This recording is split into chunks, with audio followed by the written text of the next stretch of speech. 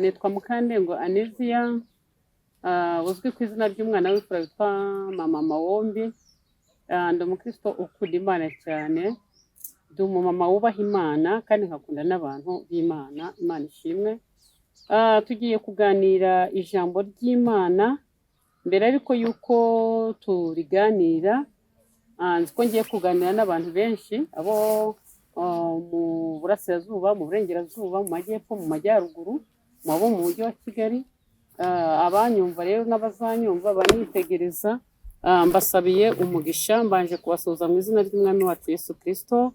Amahoro y'Imana nabe muri mwebwe. Tugiye gusoma ijambo ry'Imana rifite insanganyamatsiko ivuga ko amasengesho ahindura ibihe. Amasengesho ahindura ibihe rero, turasanga ijambo ry'Imana ku mukozi w'Imana Pawulo, bice byakozwe n'intumwa, ibice byaho 28, umurongo waho wa mbere. Turasoma umurongo wa mbere tugeze kuri 6. Titire yaho ivuga yuko incira ishaka kuruma Pawulo ariko ntigire icyo imutwara. Reka rero dusome iryo jambo ry'Imana, mwumve icyo data ashaka kuvugana n'abantu bose bateze amatwi. Tumaze gukira tumenya yuko icyo kirwa cyitwa Merita, bene igihugu batugirira neza cyane, baducanira umuriro, batwakira twese kuko hari imvura n'imbeho. 3. Ariko Pawulo amaze guteranya umuganda w'inkwi arazicana, incira iva mu muriro imuruma ku kiganza. Bene igihugu babonye icyo gikururuka kirereta ku gikonjo cye, baravuga bati, ni ukuri uyu muntu ni umwicanyi. Nturora nubwo yakize mu nyanja idaca urwa kibera, ntimukundira kubaho, ariko akunkumurira icyo gikururuka mu muriro ntiyagira icyaba. 6. Ba bandi bategereza yuko ari bubyimbe cyangwa ari bupfe akindutse, ariko bamaze umwanya munini bakibyitegereje, babona ntacyo abaye, barahindura bati ni Imana. Aleluya. Imana ishimwe cyane. Twumvishe ijambo ry'Imana rifite insanganyamatsiko ivuga yuko amasengesho ajya ahindura ibihe. Imana ishimwe. Ariko hari indirimbo indi ku mutima iri kumfasha, reka mbanze nyibaririmbire gato. Ni korasi ivuga ngo nzacuruza gusenga nunguke kunyurwa, kuko Yesu ari byose. Nzacuruza gusenga. Imari zijya zijya ku isoko ari nyinshi zigahomba, hari izihomba hari izunguka, ariko burya gusenga ntago guhomba. Umuntu yacuruje gusenga akanyurwa, Yesu aramushyigikira, ntago umushinga wa Yesu ujya uhomba. Nzacuruza gusenga nunguke kunyurwa, kuko Yesu ari byose. Nzacuruza gusenga. Nzacuruza ikiwe? Nzacuruza gusenga nunguke kunyurwa, kuko Yesu ari byose. Nzacuruza gusenga. Ngabagabo mubimenye, nzacuruza gusenga. Ngabagore mubimenye, nzacuruza gusenga. Nzacuruza ikiwe? Nzacuruza gusenga nunguke kunyurwa, kuko Yesu ari byose. Nzacuruza gusenga. Abakobwa n'abasore mubimenye, iyo usenze nta guhomba.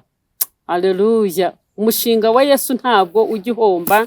Tujye dusenga niturangiza tunyurwe. Imana yo mu ijuru nihimbazwe. Reka rero tujye ku ijambo ryacu. Aya makuru y'umukozi w'Imana Pawulo, ni ukuvuga ngo yahuye n'igimuca intege. Pawulo ubwo yari amaze kugera mu kindi gihugu ngo cyitwa Merita, yaravuye mu nyanja, yarazi ko agiye kuyigwamo, ariko Imana iramurokora, imurokorana n'abantu benshi. Ariko kuko ng'imvura yabanyagiriyemo, yahuye n'urugamba rwinshi, imvura iba nyinshi, imbeho iba nyinshi, batitira. Ariko bamaze kwambuka wageze mu gihugu cyitwa Merita ngo bene igihugu barabakira babacanira umuriro, bamaze kubacanira umuriro ngo bote, ariko ngo Pawulo kuko yari afite n'umuganda w'inkwi ngo nawe aruhambira awushyiramo mu muriro, arangije awushyizemo ngo igikururuka kiva mu muriro kiba kimufashe igikonjo, gifata ikiganza kiramuruma. Kimaze kumuruma kimurumana umujinya kizi yuko agiye gupfa, ariko noneho ngo bene igihugu barebye baravuga ati cyore iki kintu cyumurumye rero ntago ari bugikire. Biragaragara ko uyu mugabo ahubwo yari umwicanyi nubwo yakize iriya nyanja itacurwa kibera abantu bajyamo bayiheramo, ariko uyu muntu yirokokeyemo ntago iki gikururuka cyari bukirokoke. Imana itugire neza. Noneho ariko Pawulo kubw'imbaraga z'amasengesho nubwo yari arimo kota, ariko yafashe cya gikururuka kimufashe ku kiganza ngo agikunkumurira mu muriro mu izina rya Yesu. Arakunkumura cyane, akunkumura icyari kimurumye, arakunkumura. Amaze gukunkumura kubw'imbaraga z'amasengesho zijya zinyuranye ibihe, cya gikururuka ntacyo cyamutwaye, ahubwo kiroshye mu muriro kirashya, kimushyana n'ubumara bwacyo. Pawulo arakunkumura, Imana yo mu ijuru yumva gusenga, Pawulo arakira, Imana yo mu ijuru nihimbazwe.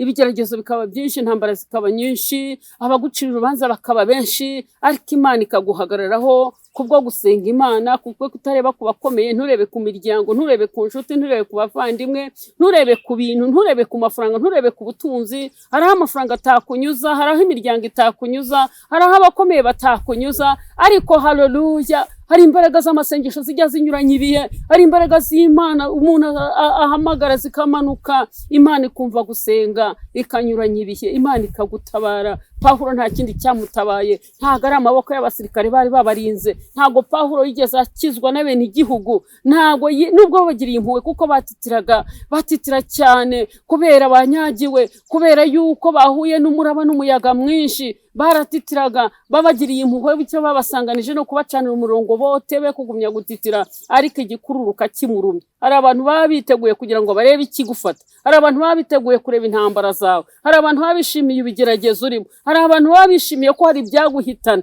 ariko nyamara bagategereza kubw'imbaraga z'amasengesho Imana ikagutabara. Imana niyamamare. Pawulo rero bategereje ngo arapfa, igikururuka kiramuriye, ubumara bwagomba kumwuzura, bari bazi kuko biri kose agiye kubyimbirwa, ubumara bukamwuzura akikubita hasi agapfa, kuko baravatuye umuntu ntago ari bukire. Ariko Pawulo kubw'imbaraga z'amasengesho zihindura ibihe, Imana ishimwe. Hari ibyo abantu bashobora kugutekerezaho ko bizakubaho, ariko bategereza bagaheba, bakabona ko Imana wasenze ari Imana ijya yumva guhendahendwa, Imana ijya hendahindwa ikigarura, Imana ijya yumva imbaraga z'amasengesho igahindura imigambi. Imana ishimwe. Imana igiye ihindura imigambi y'incakura, ikahindura ibihe, ikagutabara, ikagukura mu bihe by'umubabaro, ikagushyira mu munezero. Pawulo yamukuye mu bihe by'umubabaro, Pawulo yamukuye mu kubabara. Yageze muri icyo gihugu bategereza kapfa, baraheba, barangije bararebana, ati cyore, ati noneho ntabwo byoroshye. Aravuga ati wa muntu ahubwo burya nta nubwo ari umuntu. Haleluya.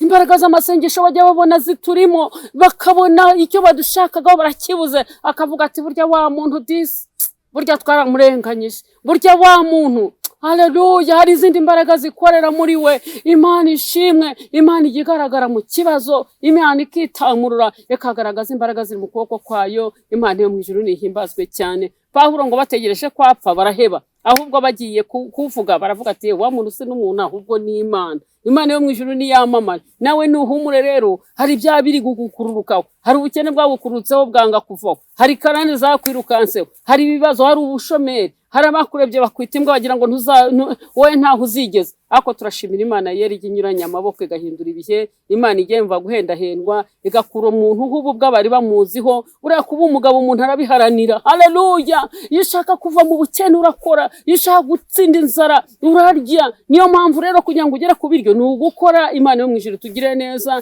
Nagira ngo mbabwire ngo mureke twigane Pawulo. Pawulo yajyaga akora umurimo w'Imana, akavuga ubutumwa, yarangiza akaboha amahema. Natwe turagira ngo nanjye ndagira ngo mbagire inama, uko waba uri kose wa mugabo we, wa mugore we, wa musore, wa mukobwa wakora bikemera, we bazi yuko bari bategereje ko ibyo birangiye ntabyo bazabona, ahubwo bagiye kubona imbaraga z'Imana zigutabaye. Imana igukuye ku musozi wari uriho, Imana inyuranyije amaboko bitavuga Imana ku buzima bwawe, Imana igukuye ku gisasiro cy'uburwayi umazeho igihe, Imana igukuye mu karengane wari umaze iminsi wararenganiyemo, Imana inyuranyije amaboko bitavuga Imana ku buzima bwawe. Imana irahagurutse, haleluya, kubwo gutaka k'umunyamubabaro no gusuza umutima k'umukene, iravuga ngo none aha ndahaguruka, niko Uwiteka avuga, ngo ndashyira mu mahoro, haleluya, ngo bacunira ingoni, uko niko ijambo ry'Imana ribivuga muri Zaburi ya 12 umurongo wa 6. Imana yo mu ijuru niyamamare, Imana igiye kutugirira neza, Imana iragutabaye, Imana ije guhora inzigo, Imana ije guhanagura amarira warize. Imana yo mu ijuru tugire neza, ntago ari wowe ugomba guhora urira, ntago ari wowe ugomba guhora ubabara, ahubwo Imana yo mu ijuru igiye kukurengera. Imana iravuga ngo hoza ijwi rye rigiye kuboroga n'amaso yo gushokamwo amarira. Umurimo w'Imana ukora wo ngo ni ugiye gutabarirwamo, humura, Imana igiye kugwakaza aho wakaburiye, Imana igukuyeho uruvugo rubi, Imana igukuyeho uruzinga aho wari warazingiwe, Imana igucishije mu nzira, iguciriye inzira, kuko ni Imana igica inzira aho umuntu atazibonaga kandi igashyiraho iherezo ku buzima bwawe. Reka dusenga n'Imana, ni Imana igikuraho imyaku, ni Imana igikuraho ibihombo, ni Imana igiha umuntu guseka yari yarababaye. Ndashimira Imana igisetsa imfubyi, ndashimira Imana isetsa abapfakazi, ndashimira Imana igaburira abashonje, ndashimira Imana yambika abambaye ubusa, ndashimira Imana ikura mu bukode igatanga amazu. Nanjye ndayishimiye kuko nanjye yaranyubakiye inkura mu bukode, ko nanjye hari uwajyaga nsobora mu nzu, ariko Imana niyamamare ko nanjye yampayeho kuba. Ni Imana ijya yishakira igitambo na nyuma ya zeri irakora igashyiraho inzira hatana inzira. Reka rero dusenga n'Imana, wowe wari ufite agahinda, wari ufite umubabaro, wowe wari urushiremerewe, fondasiyo nta kindi, password ni ugukiranuka, ni ugukizwa. Nagira ngo dusenga n'Imana, ubwira Imana ngo Mana nyeza kandi umboneze aho ntagiye uko bikwiriye, aho agahinda kanyiciye, aho umubabaro wanyiciye nkatandukira nkajya kure, aho nihebye nkumva nakwiyahura. Bwira Imana ngo mbabarira ibyo nakoze byose, nkura mu bitagira umumaro, ndemera ubuzima bushya. Nanjye ndashaka kuva mu gahinda, ndashaka kugira ngo ugire ibyo unkunkumurira, nkuko Pawulo yakunkumuriye ikikururuka mu muriro, nawe kunkumuramo ubusambanyi, ukunkumuramo ubujuru, ukunkumuramo urumogi, ukunkumuramo ibibi byose byari byarakwizingiyeho byatumaga witwa imbwa. Ahubwo Imana yashaka kuguhindura izina ikaba umugabo, ikakugira papa runaka, ikakugira mama runaka. Imana yashaka kugukuraho imisozi yari kwitambitse imbere, maze izina ry'Imana rikamamara. Ndagira ngo dusenga n'Imana, bwira Imana ngo Mwami Imana nciye bugufi imbere yawe, mbabarira ibyaha n'ibicumuro, mbabarira intege nke, mbabarira urupfu n'ubugoryi, nkura mu gitabo cy'urupfu ushyire mu gitabo cy'ubugingo. Ndashaka kugira ngo uzagire iherezo ryiza mu isi ntarababaye, ariko ndashaka kuzanezerwa ndi mu ijuru. Kandi nzi yuko uri Imana igihindura amateka, iyo umaze gukura mu mubabaro ushyira mu bundi buzima, umuntu akanezerwa. Mwami Yesu Kristo, sengeye aba bagabo, sengeye aba bagore, sengeye abakobwa n'abasore bemeye kuguhindukirira, bemeye kumenya ko ari wowe Mwami n'Umukiza, ari wowe wabambiwe, bamenye yuko ari wowe wabambiwe ku musaraba Yesu, kandi washatse kugira ngo abantu barushye baremerewe babashe kuruhukira muri wowe, nkuko watabaye Pawulo igikururuka kimurumye akagikunkumurira mu muriro. Zira n'izambaraga zawe, izambaraga zijya zihinduranya ibihe, n'izambaraga z'amasengesho zakoze biriya. Tabara aba bagabo, utabara abagore, utabara abakobwa, utabara abasore. Mana bariraga ubahoze, abambaye ubusa bagaburire, abadafite uko bagenza ugira uko bagenza. Wagira uko unyuranya amaboko bikemera, kuko uri Imana igira unyuranya amana amaboko, kandi uri Imana ijya ukora ibitangaza, ukubika imisozi uyitunguye ukayubikana uburakari. Nugira ibyo wimura byari bihagaze imbere y'aba bantu, nugira ibyo wubika uburimburana Mana, ugasuzugura byari bisuzuguye abantu bikurwaho, ubyubikana uburakari butazabasubiraho ukundi. Ubaremera amashimwe, amaze igihe ku gisasiro cy'uburwayi bakize, abafite ubumuga ubukoreho, kuko uri Imana yakijije impumyi, ibibazo y'abapfuye, ukiza abarwayi. Uri Imana igikora ibitangaza kandi